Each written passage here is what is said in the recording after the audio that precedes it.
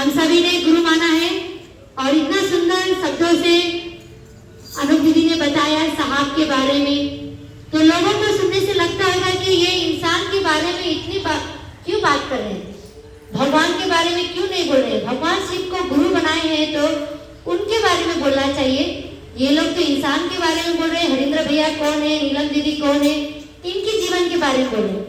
लेकिन ये सभी शिष्य परिवार का जो भी गुरु भाई बहन है, उनका कर्तव्य ये है कि हमें जिसने 3 सूत्र दिया है वो कौन है, ये 3 सूत्र के दाता कौन है, उनके बारे में जानना जरूरी है। इसीलिए बार बार चर्चा में कोई ना कोई गुरु बहना इस बात को उठाती है, कहती है कि हरिंद्र भैया कौन है, उन्होंने चर्चा कहाँ से प्रारंभ किया। 1980 से उन्होंने शिव गुरु की चर्चा को शुरू किया था, लेकिन आज 2025 में बहुत से नए गुरु बहना लोग जुड़े हैं, तो उनके लिए तो 2025 से ही शिव चर्चा शुरू हुआ है। तो जो 3 सूत्रों के दाता है उनके बारे में जानना हमारा कर्तव्य है। कभी कोई हमसे पूछेंगे कि यह 3 सूत्र आपको किसने दिया, तो हम तो भगवान शिव के नाम बोलेंगे, तो वो तो बोलेंगे कैसे भगवान शिव ने आपको दिया। तो उस समय जो माध्यम बने हैं उनका नाम आएगा, तो आपको कहेंगे कि हरिंद्र कौन है। आप लोग साहब श्री हरिंद्र भैया कहते हैं, उनके बारे में हमें बताइए। आप शिष्य तो बन गए, शिव को गुरु बना लिए, लेकिन यह हरिंद्र भैया नीलम दीदी कौन है, तो इसके बारे में हम सभी को जानना है कि उन्होंने शिव को क्यों गुरु बनाया। तो मैं आप सभी को यह बताती हूँ कि जैसा कि इस धरती में, इस संसार में त्रिदेव है, जिनको जब जगत शुरू हुआ था उन सभी को अपना अपना कार्य दिया गया था। तो विष्णु जी को इस संसार का पालनकर्ता के रूप में उन्हें यह कार्य दिया, और ब्रह्मा जी को इस ब्रह्मांड का निर्माता का कार्य दिया गया, और शिव को संहार का कार्य दिया गया कि इस संसार में जब भी कुछ भी गलत होगा तो आप इस संसार को कंट्रोल करिए, सही रास्ते पे लाइए। और शिव गुरु को और एक कार्य दिया गया कि आप ज्ञान का जो भी है, आप लोगों को ज्ञान दीजिए।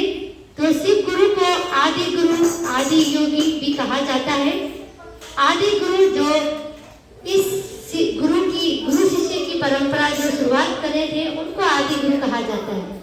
तो शिक्षक, संसार में पहला शिक्षक शिव गुरु है, तो गुरु का स्थान भगवान से भी ऊपर होता है। इसीलिए हम लोग कहते हैं कि भगवान शिव को अपना गुरु बनाइए, ताकि वह भगवान एक स्तर ऊपर जाकर आपके जीवन में गुरु का कार्य करे। क्योंकि भगवान को प्रसन्न करने के लिए हमें बहुत सी विधियां करनी पड़ती है, उपासना करनी पड़ती, साधना करनी पड़ती है कई सालों तक।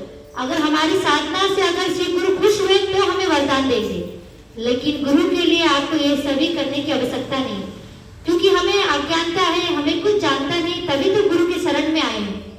तो जो भी हम कहेंगे या कुछ भी करेंगे तो गुरु हमको सिखाएंगे।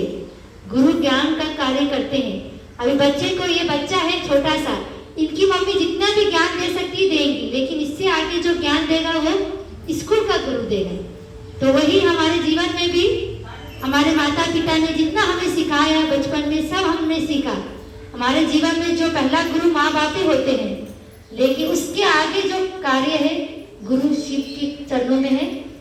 इसलिए साहब ने कहा कि भगवान शिव को आप अपना गुरु बनाइए, चर्चा में आइए और लोगों के द्वारा 2 शब्द को सुनिए।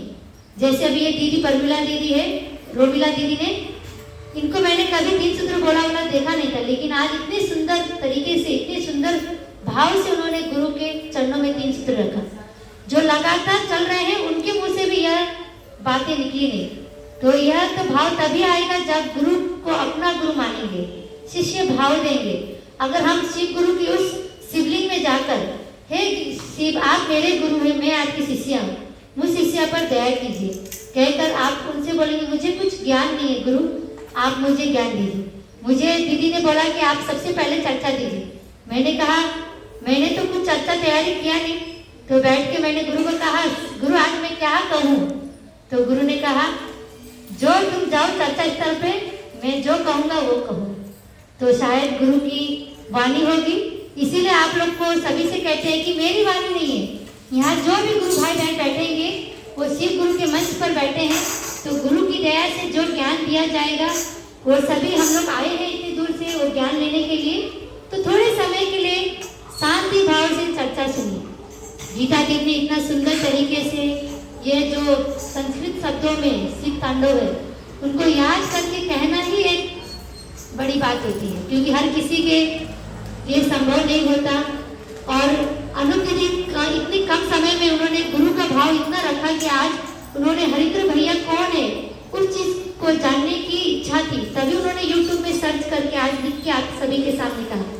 नहीं तो सालों सालों से गुरु भाई बहन जुड़े, किसी के मन में इतनी इच्छा मैंने देखी नहीं जो अनूप दीदी ने आज किया। यह तो दीदी को दिल से धन्यवाद देते हैं। और जितने भी बहना लोग आज जुड़े हैं, आप लोग भी मन से गुरु से जुड़िए, तो गुरु तो ज्ञान धीरे धीरे देंगे। तो मैं अपनी वाणी को गुरु के चरणों में